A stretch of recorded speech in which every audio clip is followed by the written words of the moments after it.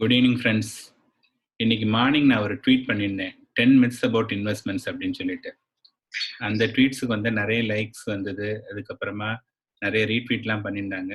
ஒரு 2-3 பேர் ஃபோன் பண்ணி, சார் இந்த கான்செப்ட் நல்லா இருக்கு, நீங்கள் ரெகுலராக வீடியோ பண்ணிட்டு இருக்கீங்க இல்லையா, அதில் வந்து இந்த வீடியோவும் பண்ணலாமே அப்படின்னு சொன்னார். ஓகே, அது பண்ணலாம் அப்படின்னு சொல்லிட்டு அதுதான் இன்னைக்கு வந்து பதிவு பண்ண போகிறேன். So 10 myths about investments. So first myth என்னன்னு பார்த்தோம்னா, stock market is a gamblers paradise. நிறைய பேர் என்ன சொல்லுவாங்கன்னா, ஸ்டாக் மார்க்கெட் வந்து சூதாட்டம், அதில் வந்து நம்ம பணத்தை லூஸ் பண்ணிடுவோம் அப்படின்னு சொல்லிட்டு. இப்போ வந்து ஸ்டாக் மார்க்கெட் வந்து ஒரு சூதாட்டம் அப்படின்னு சொன்னதா இருந்ததுன்னா, எப்படி வந்து அந்த ஒரு கண்ட்ரி வந்து அதை என்கரேஜ் பண்ணுவாங்க, அதை நம்ம புரிஞ்சுக்கணும். ரெண்டாவது, எனி கம்பெனி பெரிய லெவலில் க்ரோ ஆகணும் அப்படின்னா அது வந்து ஸ்டாக் மார்க்கெட்டில் லிஸ்டாக இருந்தால் மட்டுமே பாசிபிள். ஃபார் எக்ஸாம்பிள், இன்னைக்கு வந்து பார்த்தீங்கன்னா பெரிய கம்பெனி என்னென்ன இருக்குது, ஒரு அமேசானோ, ஒரு கூகுளோ, ஆப்பிள், மைக்ரோசாஃப்ட், இது எல்லாமே வந்து ஈவன் ஜூம், இன்னைக்கு எல்லாருமே பார்க்கக்கூடிய ஜூம், நெட்ஃப்ளிக்ஸ், இது எல்லா கம்பெனியுமே ஸ்டாக் மார்க்கெட்டில் லிஸ்ட் ஆயிருக்கு. இதெல்லாம் வந்து இன்டர்நேஷ்னலில் லிஸ்ட் ஆனது.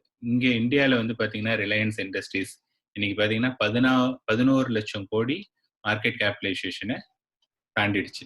ஸோ ஒரு கம்பெனி வந்து பெரிய லெவலில் வளரணும் அப்படின்னதுன்னா டெஃபினட்டாக வந்து ஸ்டாக் மார்க்கெட்டில் கண்டிப்பாக லிஸ்ட் ஆகணும். ஆனால் அந்த ஸ்டாக் மார்க்கெட்டை வந்து அந்த யார் கேம்பிள் பண்ணுறதா இருந்ததுன்னா, உங்களையும் என்னையும் மாதிரி இருக்கக்கூடிய இன்வெஸ்டர்ஸ், அதாவது ட்ரேடர்ஸ் சொல்லுவாங்க. அவங்க வந்து இன்னைக்கு இந்த ஸ்டாக் மேலே போகும், இந்த ஸ்டாக் கீழே போகும் அப்படின்னு சொல்லிட்டு கேம்பிள் பண்ணுறதுனால தான் வந்து அதை சில பேர் கேம்பிள் சொல்கிறாங்க. ஆக்சுவலி பார்த்தீங்கன்னா ஸ்டாக் மார்க்கெட் வந்து it is not a gamble. அதை நம்ம புரிஞ்சுக்கணும். ரெண்டாவது, mutual fund investments are overly risky. ஏன்னா நம்மளுடைய ஸ்டாச்சுட்டரி வார்னிங்லேயே என்ன போடுறோம், mutual fund investments are subject to market risk, please read the offer document carefully before investing. So இந்த எல்லா விதமான பலனையும் சொல்லிட்டு இந்த ஒரே ஒரு பர்டிகுலர் ஸ்டாச்சுட்டரி வார்னிங் போட்டோம்னா எல்லாருமே அதை ரிஸ்க் அப்படின்னு நினைக்கிறாங்க. ஆக்சுவலி மியூச்சுவல் ஃபண்ட் இன்வெஸ்ட்மெண்ட் வந்து 6 months to 1 year or 2 years அந்த மாதிரி இன்வெஸ்ட் பண்ணும்போது sometimes depending upon the market உங்களுக்கு வந்து லாஸ் ஏற்படுறதுக்கான வாய்ப்புகள் இருக்கு. ஆனால் அந்த இன்வெஸ்ட்மெண்ட் வந்து 5 வருஷம், 10 வருஷம், 15 வருஷம் லாங் டேர்ம்ல வந்து பார்த்தீங்கன்னா அது ரிஸ்கே கிடையாது. ரொம்ப ரொம்ப சேஃபான investment. So mutual fund risk அப்படின்னு சொல்லிட்டு ஜென்ரலாக அதை வந்து நம்ம பிராண்ட் பண்ண முடியாது.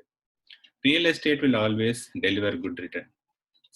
நிறைய பேர் என்ன சொல்லுவாங்கன்னா, மண்ணில் போட்டோம்னா அதுக்கு வந்து என்றைக்குமே குறைவு கிடையாது. ஏன்னா you cannot create more land. You cannot create more லேண்ட்னா எல்லாம் ஏன் ஒரு அப்பார்ட்மெண்ட்டில் போகிறாங்க, ஒரே இடத்துல எல்லாரும் வசிக்கணும்னு விரும்புகிறாங்க. இது வந்து it's not a good argument. But still real எஸ்டேட்டை விற்கிறவங்க வந்து அந்த மாதிரி சொல்லக்கூடிய ஒரு விஷயம். ரியல் எஸ்டேட்டுமே வந்து பார்த்தீங்கன்னா ups and down. In fact last 10 years real estate ஒன்றுமே இல்லை. இப்போ வந்து இந்த கோவிடுக்கு அப்புறம் பார்த்தீங்கன்னா, இப்போ நேத்திக்கு ஒரு டைம்ஸ் ஆஃப் இந்தியாவில் கெவின் கேர் நிறுவனம் அவங்க வந்து அவங்களுடைய மெயின் கார்பரேட் ஆஃபீஸையே வந்து க்ளோஸ் பண்ணுறாங்களாம். அது தவிர இன்னும் 2-3 இதை வந்து க்ளோஸ் பண்ணுறேன்னு சொல்கிறாங்க. ஏன்னா ஒர்க் ஃப்ரம் ஹோம் வந்து நாங்கள் ஃபாலோ பண்ண போகிறோம் அப்படின்னு சொல்லிட்டு இருக்காங்க. ஸோ டெஃபினட்டாக ஃபியூச்சரில் வந்து work from home will be the big advantage. So கண்டிப்பாக வந்து பார்த்தீங்கன்னா ரியல் எஸ்டேட் வந்து பெருசாக ஏறுறதுக்கான சான்சஸ் வந்து அதிகமாக எனக்கு தென்படலை. அடுத்து, gold is always a great investment. Gold வந்து நம்ம முன்னாடியே சொன்ன மாதிரி லாஸ்ட்டு 1 year தான் ரிட்டர்ன் கொடுத்துருக்கு. அதுக்கு முன்னாடி ஒரு 7-8 years நல்ல ரிட்டர்னே கொடுக்கல. அதனால gold price is also fluctuating. In fact இந்த லாஸ்ட் 3 months வந்து கோல்டு பெருசாக இன்க்ரீஸ் ஆகலை. ஆக்சுவலி 1 year இன்க்ரீஸ் ஆயிருக்கு, பட் லாஸ்ட் 3 months வந்து பார்த்தீங்கன்னா இல்லை. ஸோ கோல்டுடைய ரிட்டர்ன் வந்து கிராஜுவலி சேச்சுரேட் ஆகிருக்கு. அது எவ்வளோ பேர் வாட்ச் பண்ணுறாங்கங்கிறது எனக்கு தெரியல. அதுக்கப்புறமா insurance is an investment. Insurance வந்து பார்த்தீங்கன்னா insurance is never ever be an investment. Insurance is only for protection. But still வந்து நிறைய பேர் அதை ஒரு இன்சூரன்ஸை வந்து ஒரு இன்வெஸ்ட்மெண்ட்டாக நினச்சி வாங்கிட்டு இருக்காங்க. ஒரு சைல்டு பிளான், ஒரு ரிட்டையர்மெண்ட் பிளான், இந்த மாதிரி நிறைய பிளான் வாங்கிட்டு இருக்காங்க. தயவு செய்து இன்சூரன்ஸையும் இன்வெஸ்ட்மெண்ட்டையும் கம்பைன் பண்ணிக்காதீங்க. Fixed deposit are the safest. Fixed deposit safe provided உங்களுடைய ரிக்குயர்மெண்ட் ஆஃப் மணி வந்து வித்தின் அ இயர் ஆர் 2ன்னதுன்னா ஃபிக்ஸட் டெபாசிட் வந்து சேஃப். அதே மணி வந்து உங்களுக்கு 10 இயர்ஸ் 15 இயர்ஸ் அந்த மாதிரி தேவைக்கு தான் அந்த மணி தேவைப்படுதுன்னா ஃபிக்ஸட் டெபாசிட் மாதிரி ஒரு ரிஸ்கான இன்வெஸ்ட்மெண்ட் கிடையவே கிடையாது. ஏன்னா it will not beat the inflation. அப்புறமா 7th இது வந்து பார்த்தீங்கன்னா owning at least one house is a must thing in one's life time.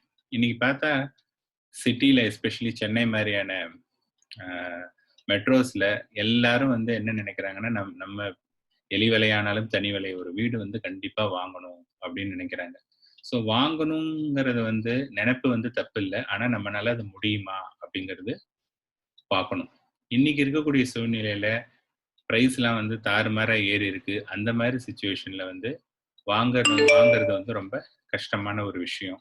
So better நம்மளுடைய ரிக்குயர்மெண்ட்டை பார்த்து வாங்க முடிஞ்சா வாங்கலாம். கண்டிப்பா வீடு வாங்கணுங்கிறது அவசியம் கிடையாது. ஏன்னா நம்மளுடைய அப்பா அம்மா எல்லாம் வந்து பாத்தீங்கன்னா நமக்கு இந்த மாதிரி வீடு வாங்கி கொடுக்கல. சில பேர் கொடுத்துருக்காங்க, பட் நிறைய பேர் கொடுக்க முடியல. அதனால மஸ்ட் திங் அப்படின்லாம் ஒண்ணுமே கிடையாது. Think of investment only if surplus in hand. நிறைய பேர் என்ன சொல்றாங்கன்னா, சார் ஆக்சுவலி எனக்கு கைக்கும் வாய்க்கும் கரெக்டா இருக்கு, கொஞ்சம் சர்ப்ளஸ் வந்ததுன்னா நான் இன்வெஸ்ட் பண்ணிடுவேன். இந்த சர்ப்ளஸ் வந்து அவர் வேலைக்கு சேர்ந்து ஒரு 3 இயர்ஸ் 5 இயர்ஸ் 10 இயர்ஸா சர்ப்ளஸ் ஒருத்தர்னால கிரியேட் பண்ணலைன்னா இன்னும் 10 வருஷம் 20 வருஷத்துல சர்ப்ளஸ் கிரியேட் பண்ணவே முடியாது. சிம்பிள் ரீசன் என்னன்னா, அவருக்கு வந்து அந்த சேவ் பண்ணணும் அப்படிங்கிற அந்த எண்ணமே இல்லை. அதனாலதான் வந்து he is finding some other expenses for every money he is getting it. அதனால சர்ப்ளஸ் வருது வரல, நம்ம கிராஜுவலா இருக்கக்கூடிய மணில நம்ம என்ன பண்ணணும்னா, when you consider savings is also part of the expenditure, then only you can save. Otherwise நம்மனால சேவ் பண்ணவே முடியாது. I know all attitude and believing no need for investment guidance. சில பேருக்கு என்னன்னா, நான் வந்து இன்டர்நெட்ல பார்க்குறேன், ஸோ எனக்கே தெரியும் என்ன ஸ்டாக்கை வாங்கணும், என்ன ஸ்டாக்கை விற்கணும், அல்லது வந்து என்ன மியூச்சுவல் ஃபண்ட் வாங்கணும், அந்த சைட்ல வந்து இந்த ஸ்டார் ரேட்டிங் போட்டிருக்காங்க, இந்த மாதிரி ஐ நோ எவ்ரி திங் அப்படிங்கிற மாதிரி கொஞ்சம் பேர் இருக்காங்க. இங்க இன்வெஸ்ட்மெண்ட்டுக்கு பொறுத்தவரையும் பார்த்தீங்கன்னா, it is more of emotions. உங்களுக்கு வந்து நீங்க ஒரு ப்ரொஃபஷன்ல வேலை பார்க்குறீங்க, அந்த மாதிரி சமயத்துல ஃபண்டை செலக்ட் பண்றதுக்கு உங்களுக்கு என்ன டைம் இருக்கு? நீங்க சூஸ் பண்ணக்கூடிய எல்லா ஃபண்டுமே வந்து based on the past performance. Past performance வந்து ஃபியூச்சர் பெர்ஃபார்மன்ஸுக்கு நோ கேரண்டி. ஸோ அந்த மாதிரி இருக்கும்போது நீங்க கண்டிப்பா நல்ல ஃபண்டை செலக்ட் பண்ணவே முடியாது. ஈவன் நல்ல ஃபண்டை செலக்ட் பண்ணா கூட அதுல வந்து நீங்க வந்து have to increase your allocation. அது நீங்க பண்ண மாட்டீங்க. அல்லது அந்த ஃபண்டே சரியா பெர்ஃபார்ம் பண்ணலைன்னா எப்போ வெளியில வரணும்னு உங்களுக்கு தெரியாது. ஸோ டெஃபினட்டா without financial adviser creating wealth is next to impossible. அது என்ன சார் நீங்க அப்படி சொல்றீங்க, நான் கண்டிப்பா பண்ணியே தீருவேன் அப்படின்னு யாராவது அடம் பிடிச்சிங்கன்னா பண்ணலாம். ஆனா then your personal profession will take a hit. கடைசியா வந்து பாத்தீங்கன்னா, நிறைய பேர் இன்னும் அந்த இன்ஃப்ளேஷனை வந்து புரிஞ்சிக்கவே இல்லை and power of compounding. So இன்ஃப்ளேஷனுங்கிறது வந்து நமக்கு கண்ணுக்கு தெரியாத ஒரு எதிரி, ஒரு வைரஸ். இப்போ இருக்கக்கூடிய கொரோனா வைரஸ் மாதிரி கூட நம்ம சொல்லலாம். அது வந்து ஓவர் பீரியட் வந்து பார்த்தீங்கன்னா இன்ஃப்ளேஷன் வந்து நம்மளுடைய பர்ச்சேசிங் பவரை குறைச்சி நமக்கு வந்து நிறைய கஷ்டத்தை தான் கொடுக்கும். அதனால நம்ம பண்ணக்கூடிய இன்வெஸ்ட்மெண்ட் எல்லாமே நல்ல க்ரோத் ஓரியன்டா இருக்கணும். அதுக்கு வந்து the power of compounding. Einstein வந்து என்ன சொல்லியிருக்காருன்னா, one who does not know power of compounding will lose everything அப்படின்னு சொல்லியிருக்காரு. ஸோ டெஃபினட்டா வந்து நீங்க பவர் ஆஃப் காம்பவுண்டிங் வந்து தெரிஞ்சுக்கணும். நம்ம கூட்டு வட்டின்னு நம்ம படிச்சிருக்கோம். ஸோ டெஃபினட்டா பவர் ஆஃப் காம்பவுண்டிங்கும் இன்ஃப்ளேஷனும் ஒருத்தர் தெரிஞ்சுக்கிட்டாங்கன்னா டெஃபினட்டா அவங்க வந்து இன்வெஸ்ட்மெண்ட்ல சக்சஸ் பண்ண முடியும்.